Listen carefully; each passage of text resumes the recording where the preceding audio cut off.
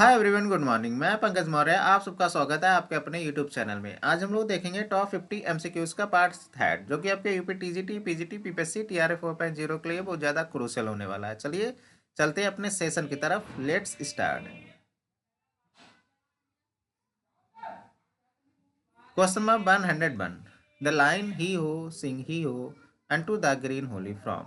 ये लाइन किस वर्क से ली गई है? ट्रू लव से ली गई है, कार्पे डियम से ली गई है, एज यू लाइक इट से ली गई है, या रिटन अर्ली स्प्रिंग से ली गई है?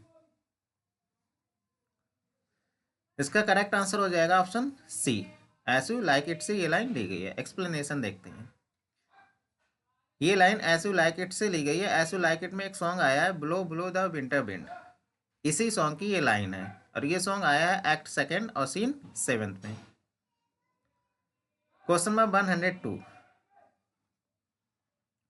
The line and saved my life sing not you is from. ये लाइन कहाँ से ली गई है?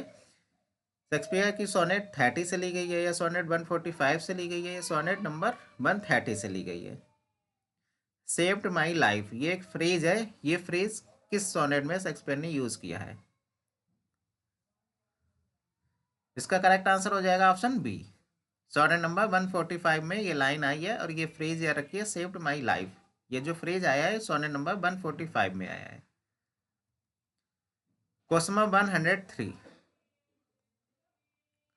To Shakespeare after 300 years is a poem. ये पोएम का नाम है टू शेक्सपियर आफ्टर 300 ईयर्स। ये पोएम किसके द्वारा लिखी गई है? ड्राइडन, अर्नोल्ड, वॉल्टर पेटर, या Thomas Hardy?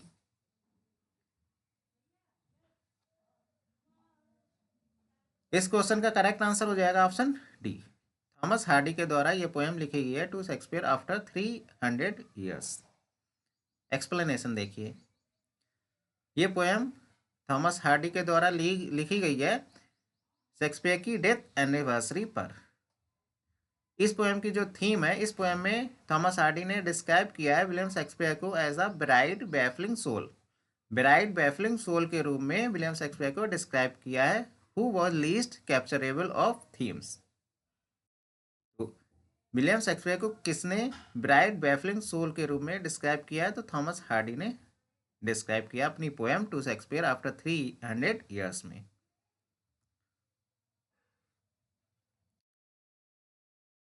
Question number 104, question whether the play Othello could even be called a true tragedy। सवाल यह है कि ओथेलो प्ले को ट्रू ट्रेजिडी कहा जा सकता है। ये किसने कहा है?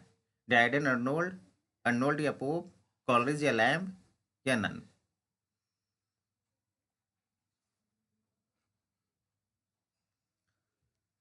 इस क्वेश्चन का करेक्ट आंसर हो जाएगा option C, S T Coleridge and Charles Lamb ने कहा है कि the play Othello could even be called a true tragedy.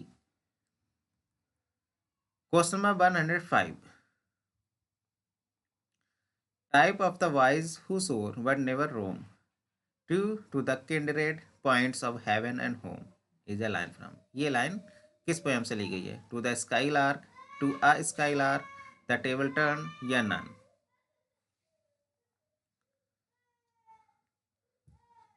Question number 105 का करेक्ट आंसर हो जाएगा option A, to the skylark. To the skylark ये William Wordsworth की poem है, to a skylark PB Shelley की poem है। Explanation देखिए। William Wordsworth wrote the poem to the skylark in 1825 and publish 1827। तो ये poem किस year लिखी गई है और किस ईयर पब्लिश हुई है, ये डेट याद रखिए। तो लिखी गई है 1825 में, और पब्लिश हुई है 1827 में। Question number 106, to the last point of vision and beyond mount darling warbler is a line from. ये लाइन किस पोएम से ली गई है? टू द स्काई लार्क से, टू अ स्काई लार्क, या tables run?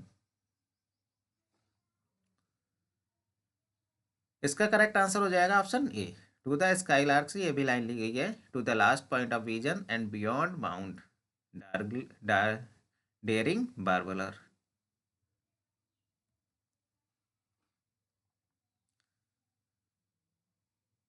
Question number 107, In Shakespeare, King Lear Edgar, disguised as a wandering madman called. King Lear play में Edgar disguised हुआ है एक वंडरिंग मैडमैन में। उसको किस नाम से जाना जाता है? पुअर टॉम से, टॉम ओ वेडलैम, या बोथ, या none?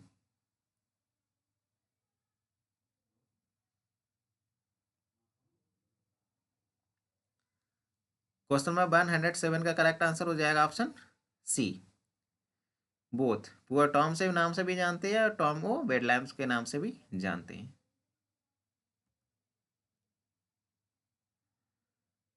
Question number 108, O judgement the word fled to brutish, beast and man have lost their reason is a line from.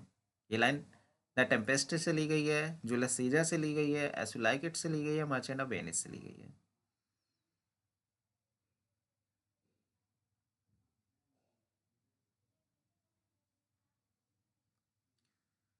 Question number 108 का करेक्ट आंसर हो जाएगा ऑप्शन बी, जूलियस सीजर से ये line ली गई है। Explanation देखिए, ये लाइन जूलियस सीजर प्ले से ली गई है। मार्क एंटोनी कहता है इस लाइन को एक्ट थर्ड सीन सेकंड में, during is famous funeral speech for Caesar. जब फनल स्पीच दे रहा होता है उस दौरान ये लाइन को कहता है मार्क एंटोनी एक्ट थर्ड और सीन 2 में। जूलियस सीजर का जो सोर्स है वो सोर्स है सर थॉमस नॉर्थ की 1579 में ट्रांसलेशन आया था प्लूटार्क लाइव्स। तो थॉमस नॉर्थ का वर्क है प्लूटार्क लाइव्स, यही इसका सोर्स है जूलियस सीजर का। जितने भी रोमन्स प्ले है, रोमन्स प्ले का जो सोर्स है वो सर थॉमस नॉर्थ की प्लूटार्क लाइव्स ही सोर्स है। तो जूलियस सीजर भी एक रोमन प्ले है, इसलिए इसका सोर्स भी सर थॉमस नॉर्थ की प्लूटार्क लाइव्स हो जाएगा।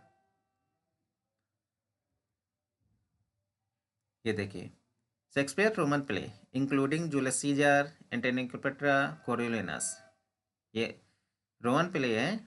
इन सब रोमन प्ले की जो सोर्स है वो थॉमस नॉर्थ की प्लूटार्क लीव्स है। एक टाइटस एंटोनिकस, ये भी रोमन प्ले है। Titus Andronicus, Julius Caesar, Antony Cleopatra, Coriolanus, ये चार है रोमन प्ले है। टाइटस एंटोनिकस ये एक ट्रेजिडी है, रिवेंज प्ले है। विलियम शेक्सपियर ने लिखा है इसको 1588 से 1593 के बीच में। टाइटस एंटोनिकस रिवेंज प्ले है और 1588-1593 के बीच में लिखा गया है। Question number 109, it is a good divine that follows his own instruction, who says, किसने कहा है कि it is a good divine that follow his own instruction? Antonio, Launcelot, Gobbo, Portia, या नन?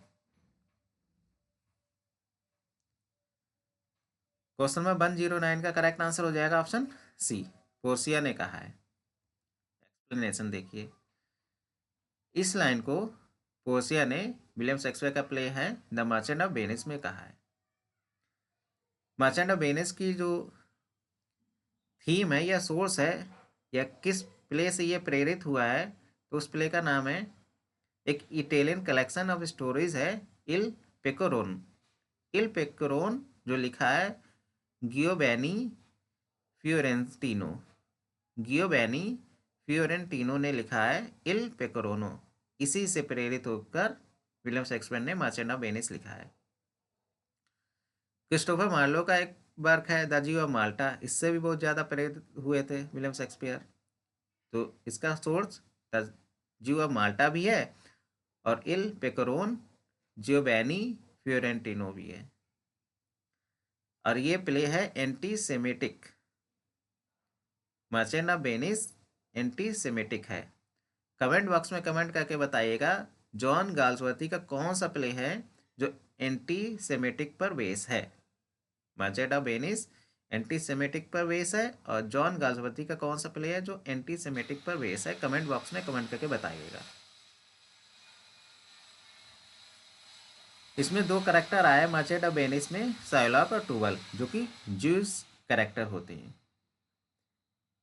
साइलॉक मनी लेंडर होता है और Jessica का father होता है, ट्यूबल एक फ्रेंड, साइलॉक का फ्रेंड होता है। तो ये जो ज्यूस करेक्टर है साइलॉक और Tubal. Question number 110, the song for bonny sweet Robin is all my joy appears in, ये सॉन्ग किस प्ले में आया है? हेमलेट में, ट्वेल्थ नाइट में, एज यू लाइक इट में, नन में?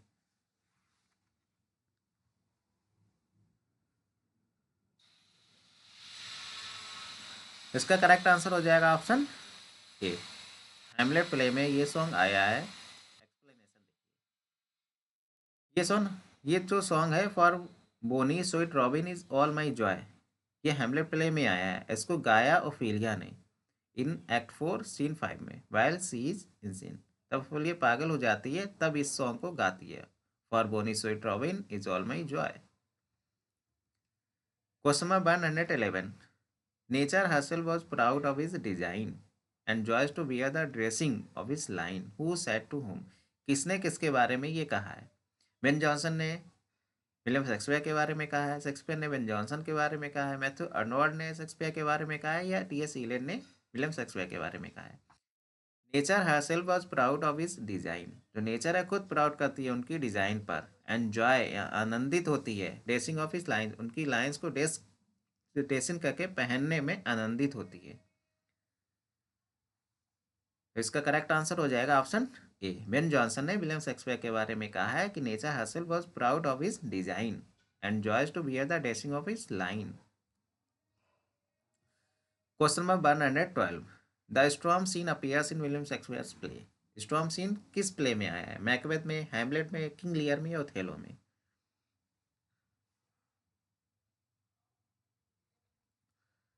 क्वेश्चन नंबर 112 का करेक्ट आंसर हो जाएगा ऑप्शन सी, किंग लियर में आया है स्टॉर्म सीन। एक्सप्लेनेशन देखिए, स्टॉर्म सीन किंग लियर में आया है एक्ट 3 सीन 2 में। King Lear confronts raging from outdoors, mirroring his own internal turmoil and descend into madness। King Lear है वो सामना कर रहा है आंतरिक तूफान का, उसके अंदर जो तूफान आया उसका सामना कर रहा है, जिसके कारण उसके अंदर उथल पुथल मची हुई है, जिसके कारण वो पागल हो गया है। तो स्टॉर्म सीन में किंग लियर के पागलपन को दिखाया गया है, जो कि एक्ट 3 और सीन 2 में आया है। Question number 113, the line nature teaches beast to know their friends, ये लाइन किस प्ले से आई है? कोरियोलिनस, विंटर्स टेल, सिम्बलिंग, या नन? नेचर है, प्रकृति है, वो सिखाती है जानवरों को पहचानना अपने फ्रेंड को, मतलब जानवरों को पहचानना प्रकृति नेचर सिखाती है जानवरों को। तो ये लाइन आई है कोरियोलिनस में। करेक्ट ऑप्शन हो जाएगा ऑप्शन ए, कोरियोलिनस। ये कोट आई है एक्ट 2 और सीन 1 में। क्वेश्चन नंबर 114, किसने कहा है विलियम शेक्सपियर की ट्रेजेडी को the apotheosis of the soul of man?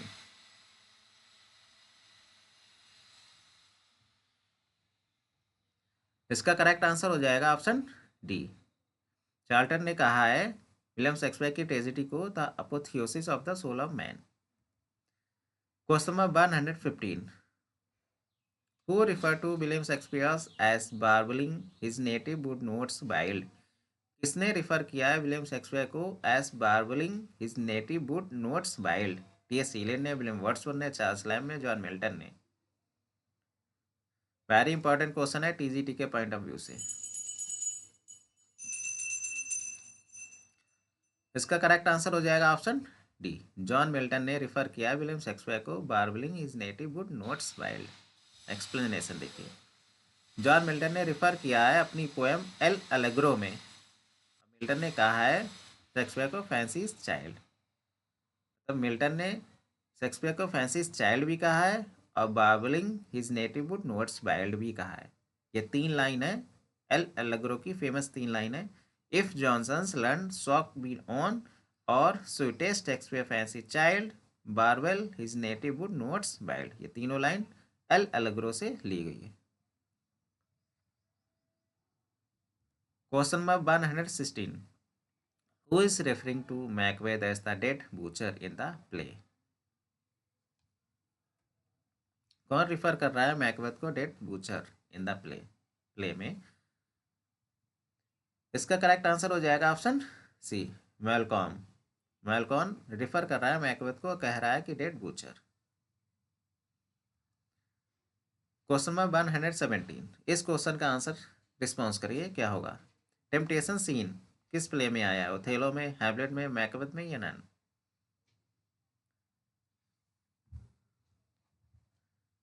इस क्वेश्चन का करेक्ट आंसर हो जाएगा ऑप्शन ए, ओथेलो प्ले में आया है टेम्पटेशन सीन। थर्ड और सीन थर्ड में आया है। Question number 118, I wish I could write a beautiful play like Twelfth night, who says, कौन कहता है कि काश मैं लिख सकता एक ब्यूटीफुल प्ले ट्वेल्थ नाइट जैसा। अर्नोल्ड ने कहा है, मिल्टन ने कहा है, जीवी शॉ ने कहा है या none.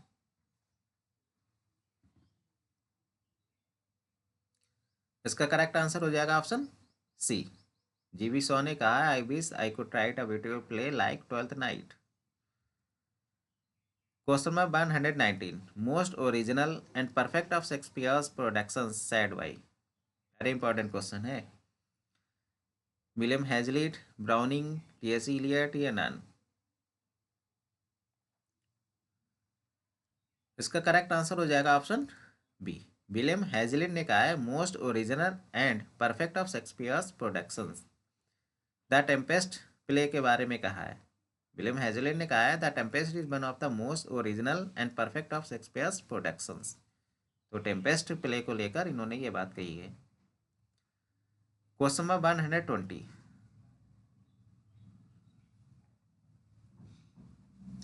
The valedictory culmination of Shakespeare's life work said by, किसके द्वारा कहा गया है। विलियम हैजलिट ने टेम्पेस्ट के बारे में कहा है, ब्राउनिंग ने हैमलेट के बारे में कहा है, इलियट ने ओथेलो को कहा है, या गैरी टेलर ने टेम्पेस्ट के बारे में। इसका करेक्ट आंसर हो जाएगा ऑप्शन डी, गैरी टेलर ने द टेम्पेस्ट प्ले के बारे में कहा है the valedictory culmination of Shakespeare's life work. Question number 121, Philip Sidney's an apology for poetry is a response to, Philip Sidney का एक वर्क है अपोलॉजी फॉर पोएट्री, ये वर्क किसके रिस्पॉन्स में लिखा था।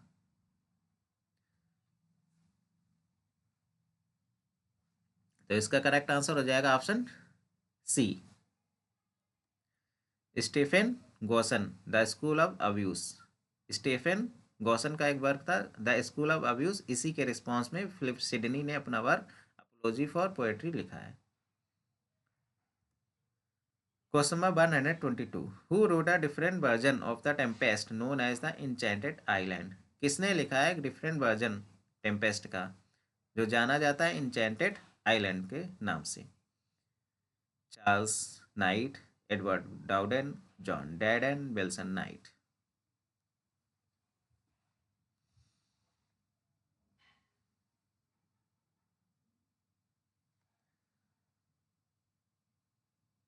वन 122 का करेक्ट आंसर हो जाएगा ऑप्शन सी, जॉन डैडन ने लिखा है। जॉन डैडन ने एक डिफरेंट वर्जन लिखा है द टेम्पेस्ट इंचेंटेड आइलैंड के नाम से। Question number 123, hello in paradise is also called, paradise में हेल को और किस नाम से जानते हैं।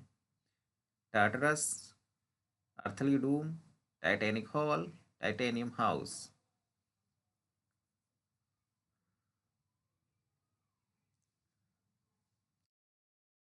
क्वेश्चन नंबर 123 का करेक्ट आंसर हो जाएगा ऑप्शन ए, टार्टरस। हेल को टार्टरस नाम से जाना जाता है पैराडाइज लॉस्ट में। कमेंट बॉक्स में कमेंट करके बताइएगा पैराडाइज लॉस्ट किस ईयर में लिखनी शुरू हुई थी। Question number 124, in Shakespeare's Hamlet 14 brass swords he will not attack, Shakespeare play Hamlet में 14 brass swords कसम खाता है he will not attack, वो कभी अटैक नहीं करेगा। किस पर अटैक नहीं करेगा, the Danes, the Poles, Italians, Spanish.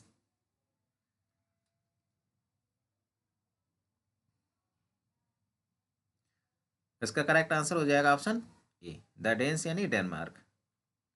14 ब्रास कहता है कि डेनमार्क पर कभी भी अटैक नहीं करेगा। एक्सप्लेनेशन देखिए, ही प्रॉमिस द किंग डेनमार्क, तो डेनमार्क का किंग होता है क्लाउडियस, हेमलेट का चाचा uncle, that he will not invade Denmark, कि वह कभी भी डेनमार्क में नहीं घुसेगा। उसके बजाय 14 ब्रास इज अलाउड, 14 ब्रास को अलाउड किया जाता है कि उसकी जो ट्रूप्स है, सैन्य टुकड़ी है, उसको डेनमार्क से जाने दिया जाए, जिसके कारण डेनमार्क के माध्यम से वो पोलैंड पर अटैक कर सके। तो वो डेनमार्क पर अटैक नहीं करेगा, उसके बदले उसको अलाउ किया जाता है कि डेनमार्क के माध्यम से वो पोलैंड पे अटैक कर सके। Question number 125। In the Tempest by William Shakespeare, Sycorax imprison Ariel. Sycorax कैद करके रखता है एरियल को, कहाँ पर? ऑन अनोदा आइलैंड पर, इन अ क्लोवन पाइन पर, इन अ लॉन्डेन पर, या inside a stone.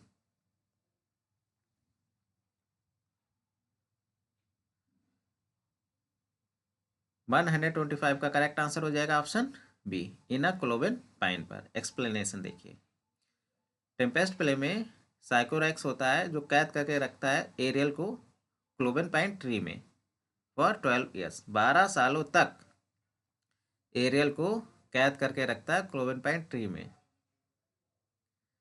Mirinda lives on an island with her father, Prospero, having been banished there with him at the age of 3, and she was lived there for 12 years.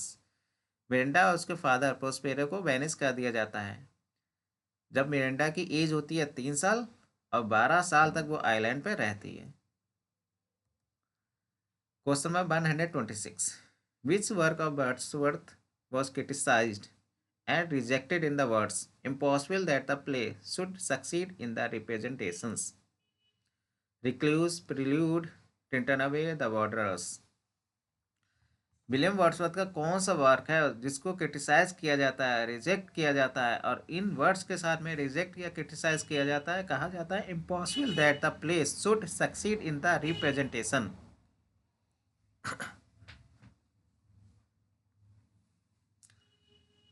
इस question का correct answer हो जाएगा option D, the वॉर्डरर्स। Explanation देखिए। William Wordsworth का only play है the वॉर्डरर्स। इसको reject किया जाता है थॉमस हैरिस के द्वारा, जो कि मैनेजर होते हैं कोवेंट गार्डन थिएटर के। ये कहते हैं, थॉमस हैरिस कहते हैं, impossible that the play should succeed in the representation. The Borderers 5 act बस ट्रेजिडी है, विलियम वर्ड्सवर्थ के द्वारा लिखी गई है। किंग हेनरी थर्ड के समय ये इसकी सेटिंग है। किंग हेनरी थर्ड के समय की सेटिंग है, वर्स ट्रेजिडी है, 5 एक्ट में लिखी गई है। सेटिंग देखिए। Borders of England and Scotland. England और स्कॉटलैंड का बॉर्डर्स की सेटिंग है किंग हेनरी थर्ड के समय की। Characters. The play features character like reverse. Reverse एक मैन ड्राइवन होता है by the thrust of power. इसको सत्ता की बहुत प्यास रहती है, सत्ता की बहुत भूख रहती है इसको, रिवर्स को। Reverse a man driven by thrust for power. Power की बहुत भूख रहती है। एंड हर्बर्ट एक ब्लाइंड मैन होता है who is the target of reverse scheme, जो कि टारगेट होता है रिवर्स की स्कीम का। किटिक। कॉलेज ने कहा है इस प्ले के बारे में, और इस प्ले की प्रशंसा की है, absolute wonderful, and noted the profound touches of the human heart. Human head का बहुत ही गहराई से टचेस बताया है इसको, profound touches of the human heart. Human heart पर इसका बहुत गहरा टच पड़ा है, बहुत ही गहरा प्रभाव पड़ा है इस प्ले का। तो कॉलेज ने इसको, इस प्ले की प्रशंसा की है एब्सोल्यूट वंडरफुल के रूप में, और कहा है profound touches of the human heart. Human heart पर इसका बहुत गहरा प्रभाव पड़ा है। Question number 127।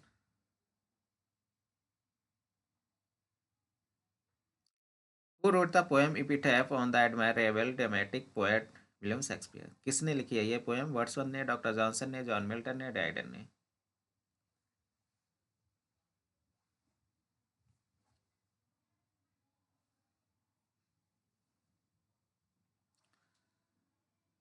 इस क्वेश्चन का करेक्ट आंसर हो जाएगा ऑप्शन सी, जॉन मिल्टन ने ये पोएम लिखी है।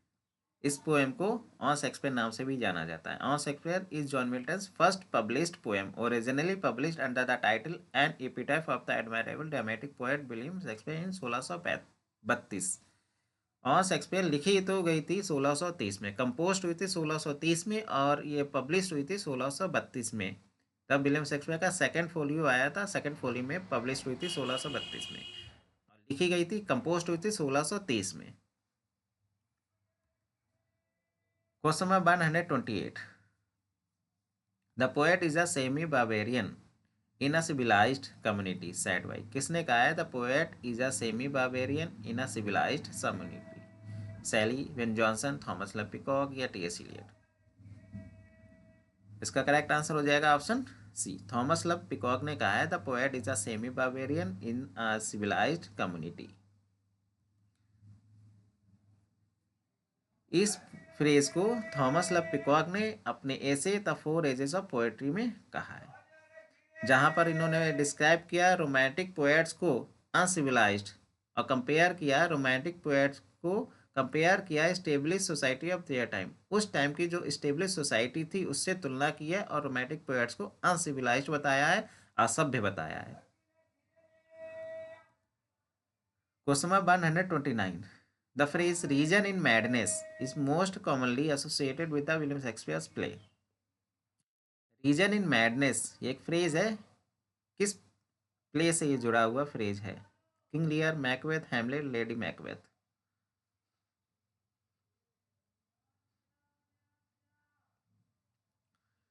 क्वेश्चन नंबर 129 का करेक्ट आंसर हो जाएगा option A, King लियर.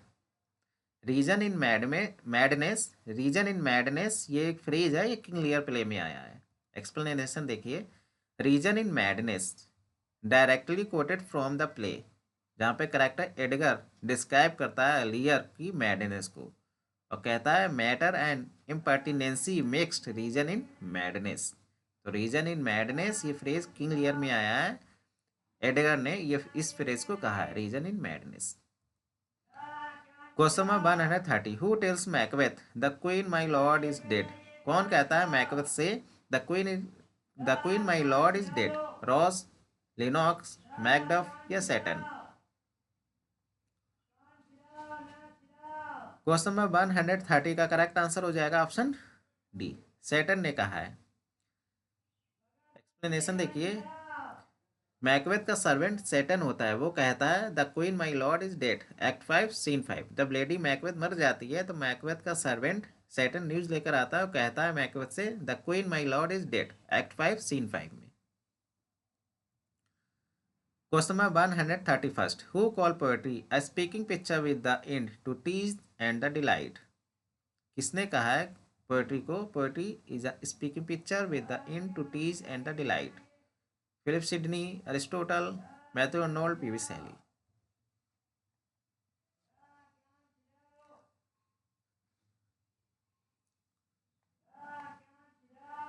Question number 131 का करेक्ट आंसर हो जाएगा ऑप्शन ए, फिलिप सिडनी ने कहा है. फिलिप सिडनी ने ये कहा है अपने essay an apology for poetry में. Question number 132. Who called the 18th century our admirable and indispensable 18th century? किसने कहा है 18th सेंचुरी को our admirable and indispensable 18th century? Philip Sidney, Aristotle, Matthew Arnold या PB Shelley?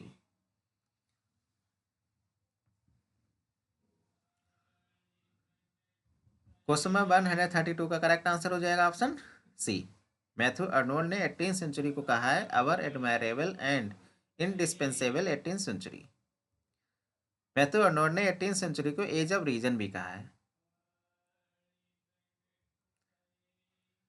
Question number 133.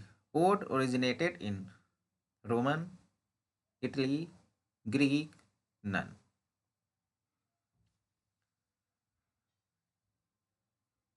इसका correct answer हो जाएगा option C, Greek में origin ode का हुआ था. एक्सप्लेनेशन देखिए. The ode originated in ancient Greece. Greek में ओरिजिनेट हुआ था ode. The word ode comes from the ancient Greek word oide. Oide word से आया है ओड, ग्रीक से निकल कर आया है. The classic ode is structure in 3 parts. तो क्लासिकल ओड है उसके 3 स्ट्रक्चर होते हैं, 3 पार्ट्स में स्ट्रक्चर होते हैं. The strophe, antistrophe, epode. Irregular ode also called the Cowleyan ode. Cowleyan ode को इंट्रोड्यूस कराया था 1656 में अब्राहम काउले ने.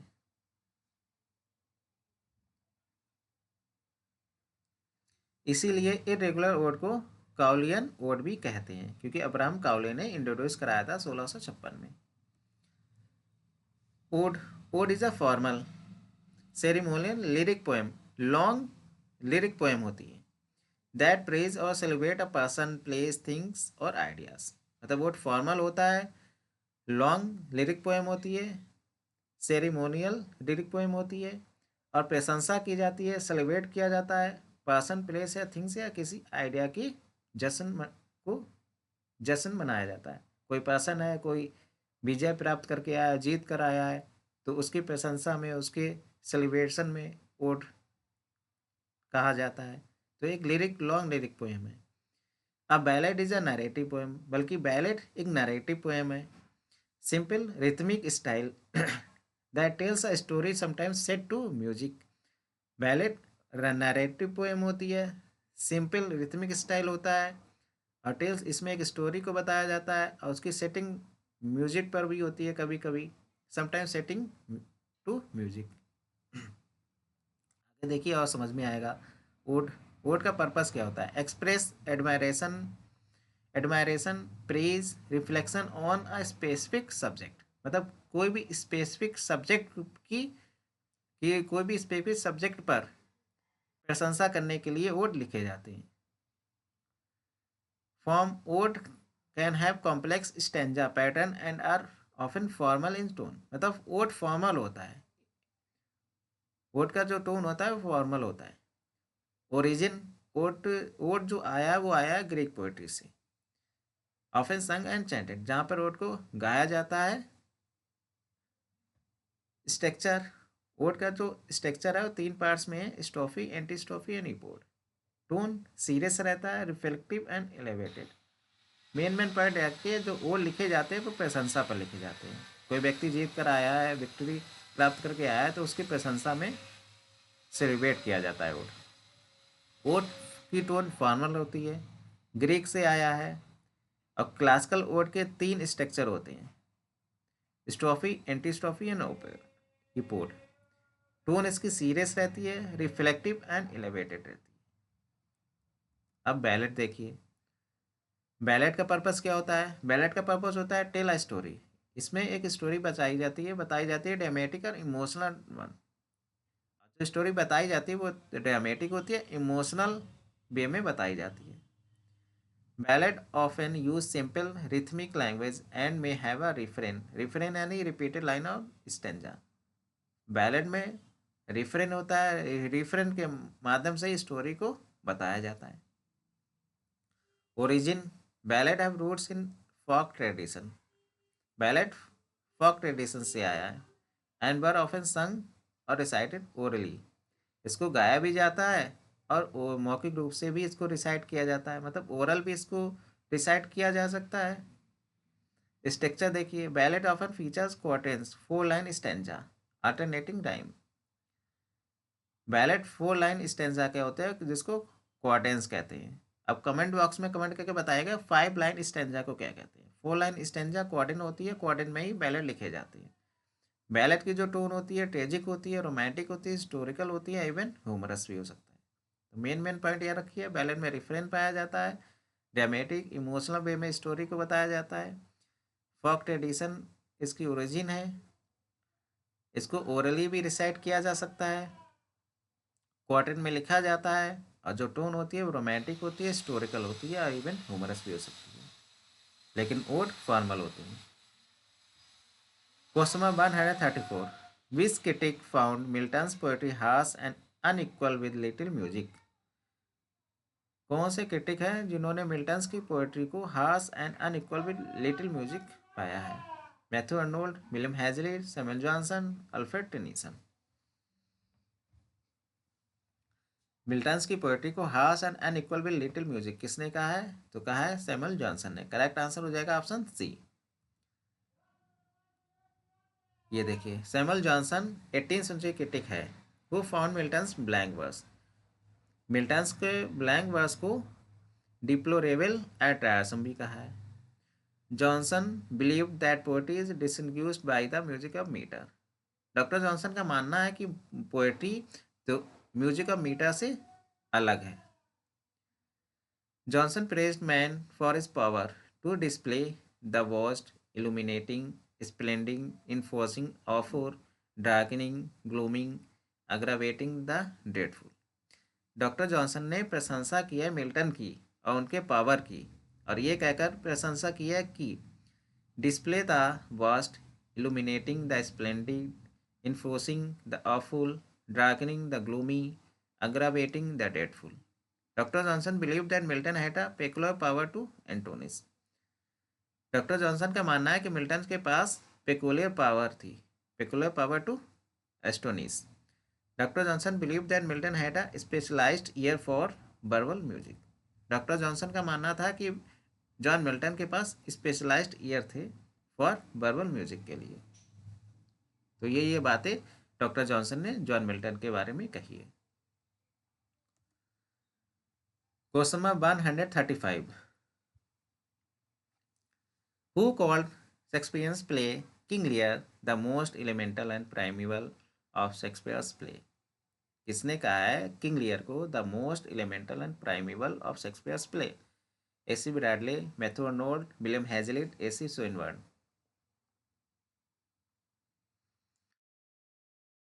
क्वेश्चन नंबर 135 का करेक्ट आंसर हो जाएगा ऑप्शन डी, एसी सोइनबर्न ने कहा है किंग लियर के बारे में the most elemental and primeval of Shakespeare's play. King Lear 5 act tragedy है, 1605 1606 में लिखी गई है. Question number 136.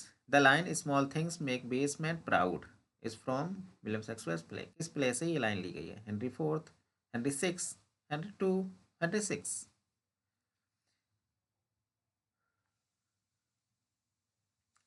Small things make base men proud. जो छोटी छोटी चीजें हैं वो नीच आदमी को प्राउड करवाती हैं. इसका करेक्ट आंसर हो जाएगा ऑप्शन डी, हेनरी सिक्स में ये लाइन आई है, small things make base men proud. Henry Six में पार्ट सेकंड में आई है, स्पेशली एक्ट 4 और सीन फर्स्ट में. Question number 137. Milton's devil as a moral being is far superior to his God said by Eliot, Shelley, Dryden, रेलेस.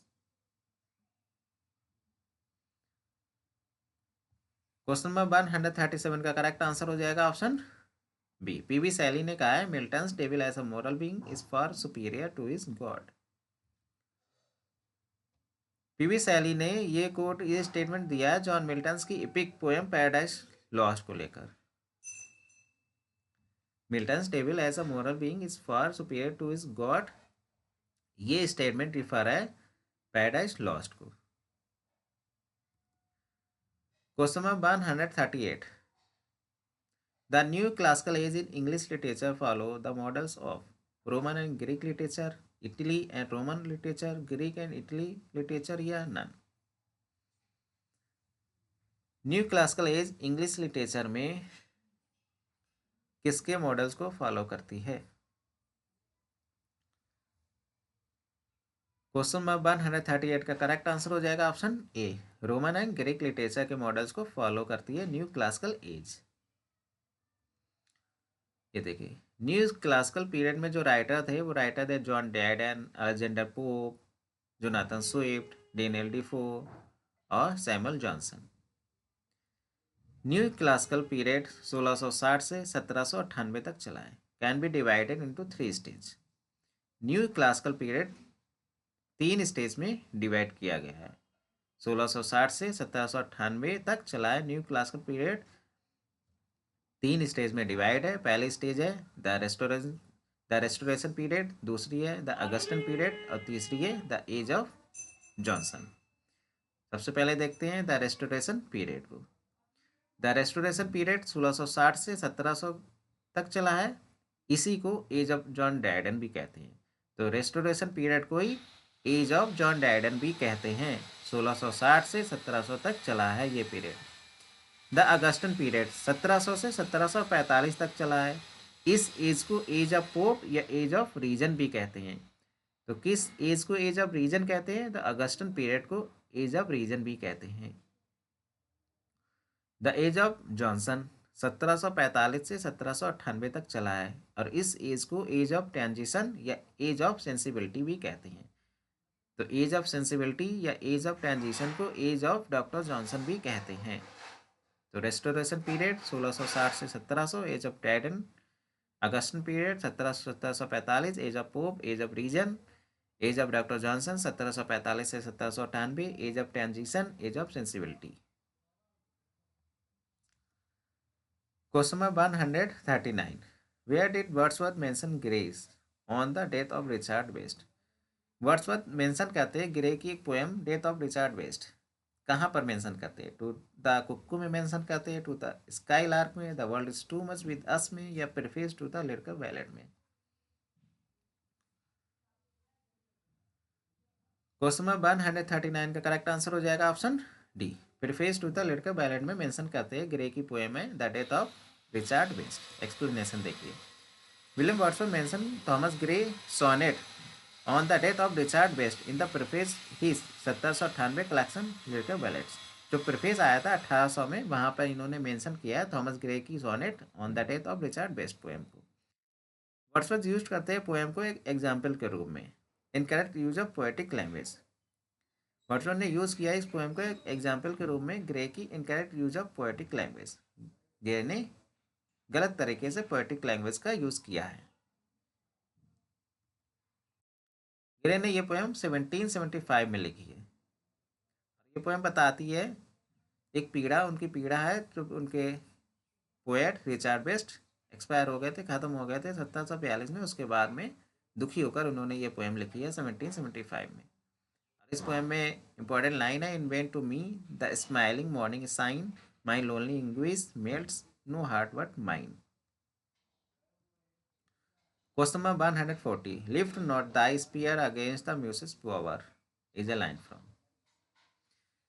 किस poem से ये line ली गई है? On his blindness, when the assault was intended to the city, to Mister Lawrence, to the Lord Cromwell.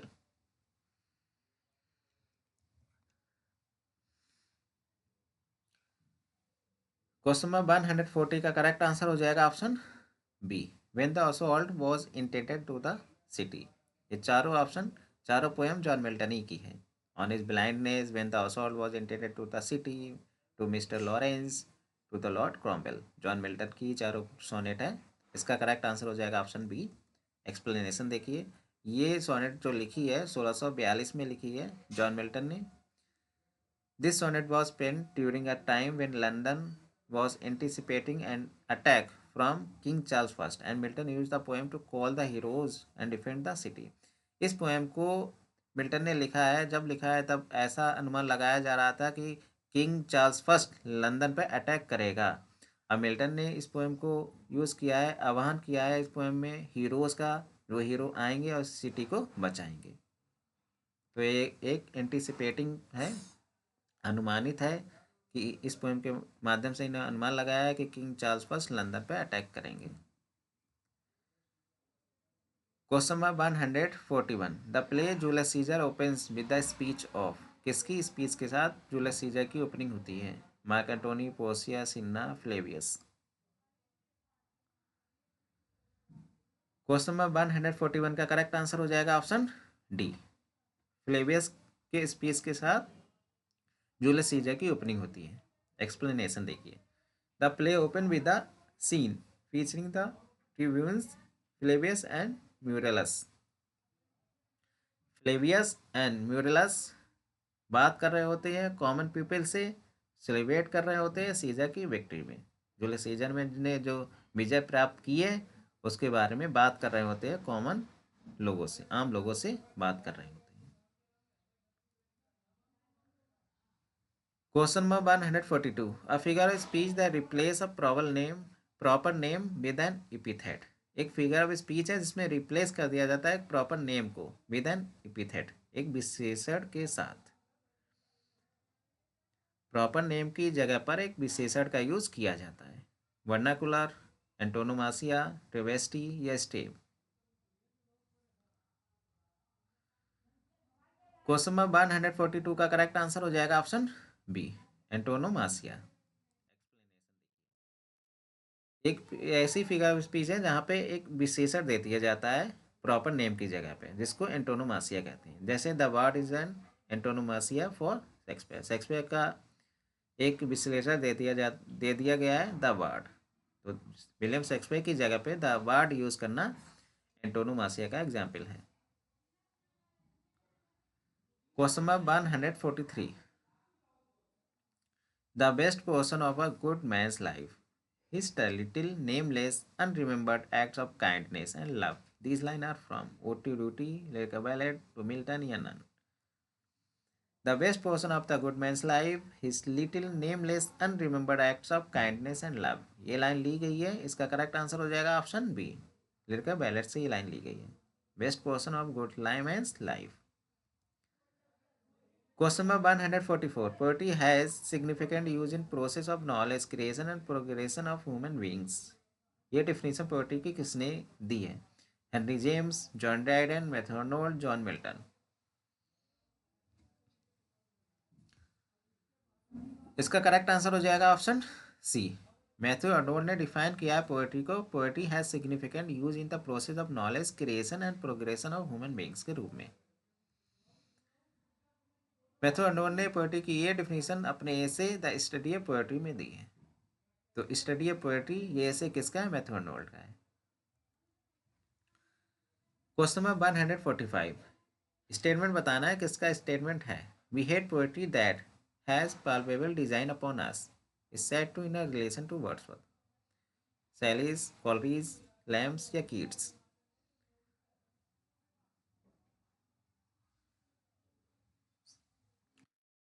इसका correct answer हो जाएगा option D. John Keats का स्टेटमेंट है, कहते हैं we hate poetry that has palpable design upon us. John Keats ने इस statement को 1818 में एक लेटर लिखा था अपने फ्रेंड रिनॉल्ड्स को, उसी में उन्होंने जॉन कीट्स ने ये स्टेटमेंट दिया है। In relation to Wordsworth, Wordsworth के संबंधित। Keats for rejecting a reading experience and he associated with Wordsworth. Keats reject कर रहे हैं रीडिंग एक्सपीरियंस को जो जुड़ा हुआ है वर्ड्सवर्थ के साथ में। Question number 146, Cymbeline and Winter's Tale are, ये क्या है? ट्रेजिक कॉमिक रोमांस है, अर्ली प्ले है, प्रॉब्लम प्ले है, नन है। क्वेश्चन नंबर 146 का करेक्ट आंसर हो जाएगा option A, tragic comic romance है Cymbeline and Winter's Tale. Both play explore theme of reconciliation, forgiveness and persuasion. दोनों ही प्ले हैं, इन दोनों प्ले की जो थीम है रिकंसिलेशन है और फॉरगिवनेस है। विलियम शेक्सपियर के एक प्ले की थीम और है रिकंसिलेशन और फॉरगिवनेस। अब बताइए वो कौन सा प्ले है, कमेंट बॉक्स में कमेंट करके बताइएगा, और किस प्ले की थीम रिकंसिलेशन या फॉरगिवनेस है। एक तो ये दो प्ले हो गए सिम्बलिन और विंटर्स टेल, तीसरा प्ले आपको कमेंट बॉक्स में कमेंट करके बताना है। Question number 147, who defined tragedy as the imitation of an action that is serious and also as having magnitude complete in itself. Tragedy की ये डिफिनेशन किसने दी है? Aristotle, Plato, John Dryden, John Milton.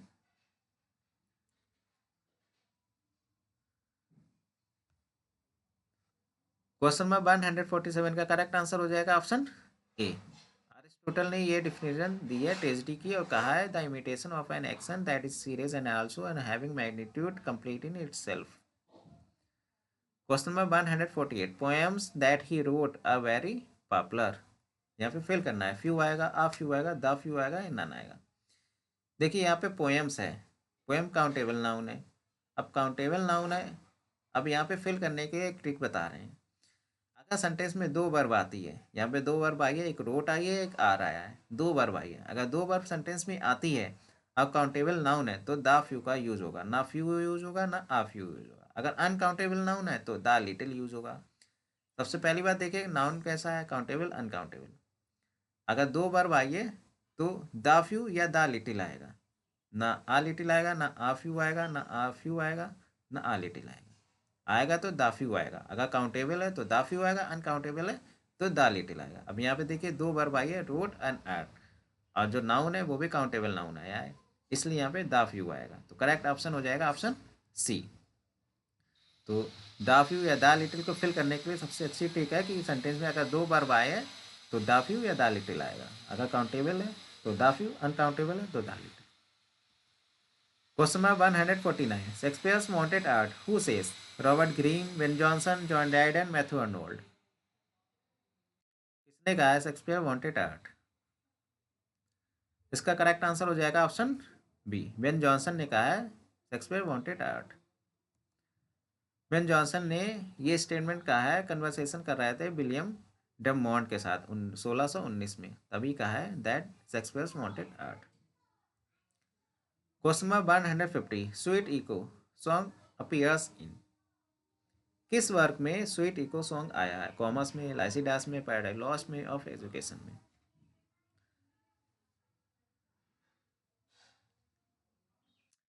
इसका correct answer हो जाएगा option ए, commerce में आया है स्वीट इको।